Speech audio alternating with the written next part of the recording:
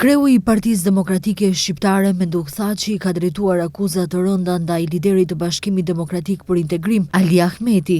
Thaçi nuk kurseu fjalët ndaj Ahmetit që sipas tij I lutet Mickoskit që ta marrë në qeveri.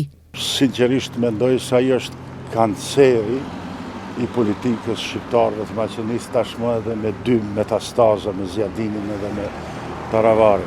Pa u eliminu këta për skenës politike është shumë e vështirë.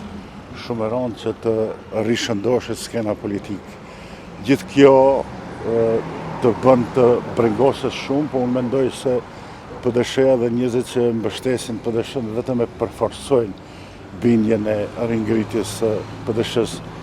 Kjo piskon, kjo dhël për në quajtun Ali Ahmeti që I digjet bishti tash dhe me çdo kusht prostituohet që të shkojë drejt qeverisë, duhet ndërpritet urgjentisht, ai duhet tërhiqet, largohet për skenës politike. Unë atij I them sot vetëm një të vërtet madhe kapitale historike. Pse ai nuk bën luftë? Pse ai sot nuk bën kryengritje të armatosun masi gjendja që ka kaq e vështirë dhe kaq e rëndë, më e keq se 2001. Ai ka përgjigjen po se jep, po ja jap unë. Së në bën se tash se ka udhën me veti. 2001 e kishte udhën me veti për ta dëmtuar organizimin politik shqiptar, për ta dëmtuar PD-shan. Thaçi më tej tha se Ali Ahmeti nuk ka pasur asnjëherë ofertë nga Mickoski për zgjedhje të parakohshme. Alia gënjen sa mund. Askush si ka premtuar zgjedhje. Alia haron kur thot para një viti Mickoski ka premtuar zgjedhje se ai s'ka bisedu, po unë kam qenë front. E unë kam bisedu për frontit evropian.